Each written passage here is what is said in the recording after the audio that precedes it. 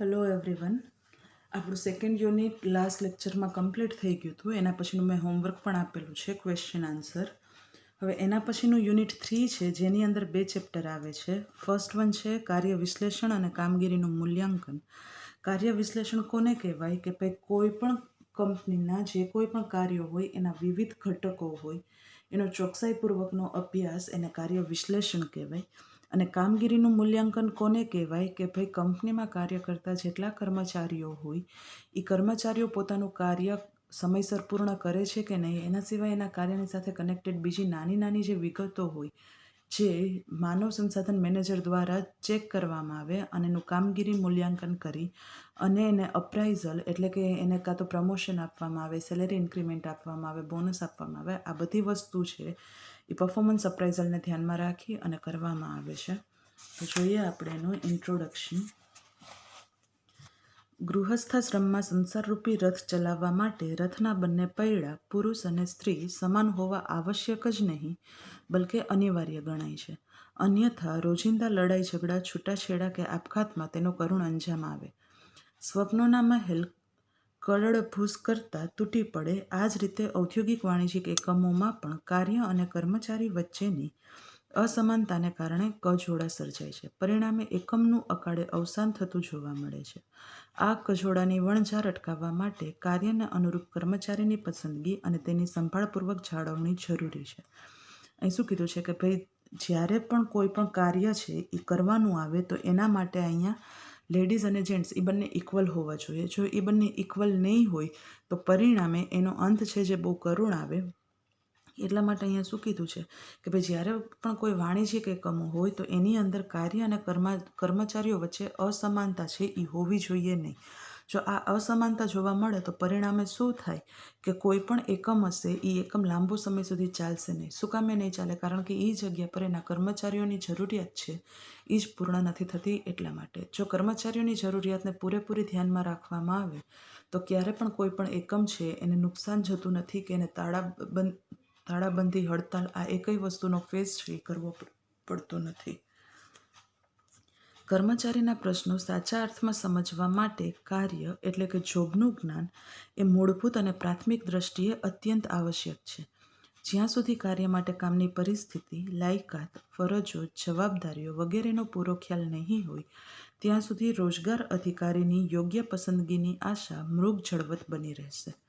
કર્મચારીની ભરતી માટે પસંદગીની વિધિ હાથ ધરવામાં આવે તે પહેલાં સૂચિત કાર્ય અંગે સંપૂર્ણ જાણકારી પ્રાપ્ત કરી લેવી ખાસ જરૂરી છે.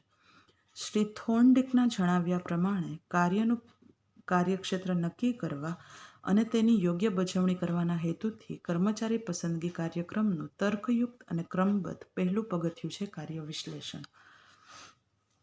એના પછી છે કર્મચારીની ભરતી કરવામાં આવે તે પહેલાં નીચેના પ્રશ્નોના ઉત્તરો મેળવી લેવા જરૂરી છે કે કર્મચારીએ શું કામ કરવાનું છે, કામની આંતરિક અને બાહ્ય પરિસ્થિતિ કેવી છે,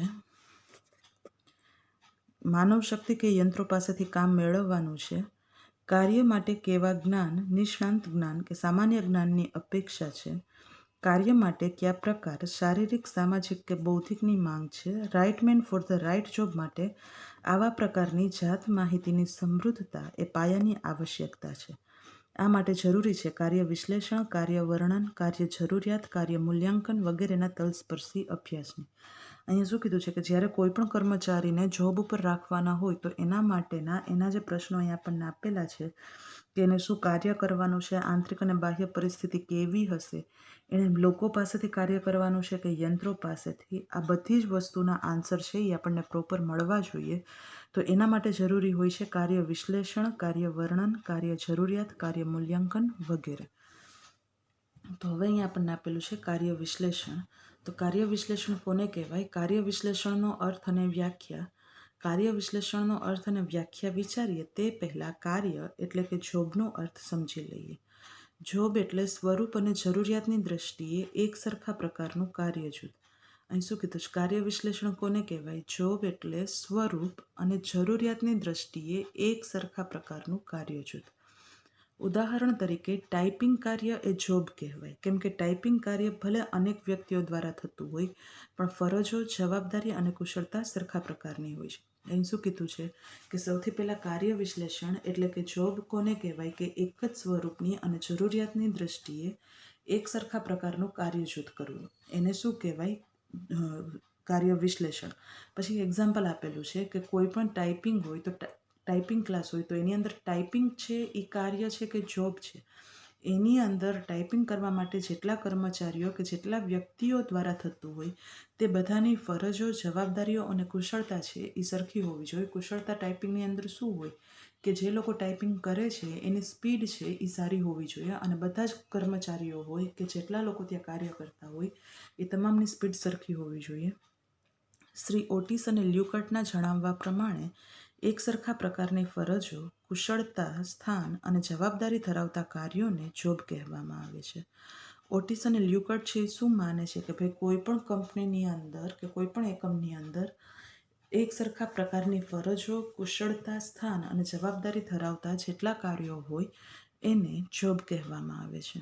શ્રી ડેલ યોડર શું માને છે કે જોબની વ્યાખ્યા કઈ રીતે આપે છે? પ્રવૃત્તિ, ફરજો અને જવાબદારીનો સમૂહ કે જે સંયુક્ત રીતે કોઈ વ્યક્તિગત કર્મચારીને સોંપવામાં આવે તેને જોબ કહી શકાય. આના કરતાં ઓપોઝિટ ડેલ યોડર માને છે કે પ્રવૃત્તિ હોય, ફરજો હોય, જવાબદારીનો જે સમૂહ હોય એ સંયુક્ત રીતે કોઈ એક જ વ્યક્તિને આ ત્રણેય વસ્તુ છે એ સોંપવામાં આવે અને વ્યક્તિગત કર્મચારીને સોંપવામાં આવે એને જોબ કહે છે. કાર્ય વિશ્લેષણ એ કાર્ય અંગેની ચોકસાઈ અને વિગતપૂર્ણ અભ્યાસ છે જેમાં કાર્યના બધા પાસાને આવરી લઈને તેની વિગતવાર નોંધ કરવામાં આવે છે કે જેથી તે કાર્ય કરનાર કર્મચારી પાસે કેવા ગુણોની અપેક્ષા રાખવામાં આવે છે તે જાણી શકાય છે. કાર્યના આ સમગ્ર અભ્યાસમાં કાર્યના સ્વરૂપ, પરિબળો, કાર્ય કરવા માટે જરૂરી ગુણો વગેરે બધી બાબતોનો સમાવેશ કરવામાં આવે છે. શ્રી ડેલ યોડર જણાવે છે, કાર્ય વિશ્લેષણ એ એક એવી પ્રક્રિયા છે કે જેમાં કર્મચારીના વ્યક્તિગત ગુણોના સંદર્ભમાં કાર્યના બધા અંગો સહિત કાર્યને સ્પર્શતી તમામ માહિતીઓ શોધીને વ્યવસ્થિત રીતે નોંધવામાં આવે છે. અને કોઈ વાર કાર્ય અભ્યાસ કે જોબ સ્ટડી પણ કહેવામાં આવે છે. શ્રી ડેલ યોડર શું માને છે કે કાર્ય વિશ્લેષણ એક એવી પ્રક્રિયા છે કે જેની અંદર કર્મચારીની અંદર કયા વ્યક્તિગત ગુણો રહેલા છે એ વ્યક્તિગત ગુણોને ધ્યાનમાં રાખી અને એને તમામ કાર્યોની સોંપણી કરવામાં આવે અને એ જે કાર્યને સ્પર્શતી માહિતીઓ હોય એ શોધી અને એની નોંધ વ્યવસ્થિત રીતે કરવામાં આવે તો ડેલ યોડર એને જોબ સ્ટડી એટલે કે કાર્ય અભ્યાસ માને છે. શ્રી બ્રેજ કાર્ય વિશ્લેષણની વ્યાખ્યા આપતા જણાવે છે કે કાર્ય વિશ્લેષણ એટલે કોઈ ખાસ કાર્યને સ્પર્શથી માહિતીની તપાસ કરવી જેનો હેતુ કે કાર્યના આવશ્યક મૂળ તત્વો શોધીને તે કાર્ય સંતોષકારક રીતે કરવા માટે કર્મચારીમાં કયા ગુણો જરૂરી છે તે નક્કી કરવાનો છે. શ્રી બ્રેજ છે એ એવું માને છે કે ભાઈ લોકોને જે કોઈ પણ કાર્ય આપવામાં આવેલું હોય એ કાર્યનું વિશ્લેષણ કરી અને એમાંથી અમુક માહિતીની તપાસ કરવી અને એનો હેતુ છે એ કાર્યના મૂળ આવશ્યક તત્વો શોધવાનો હોય છે. ત્યાર પછી શ્રી મિલ્ટન બ્લમ જણાવે છે કે job analysis is an accurate study of the various components of a job.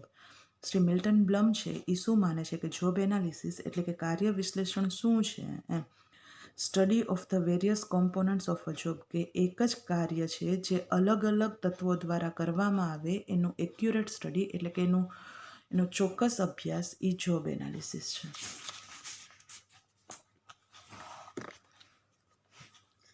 આપેલું છે કાર્ય વિશ્લેષણ એ કાર્યના વિવિધ ઘટકોનો ચોકસાઈપૂર્વકનો અભ્યાસ છે.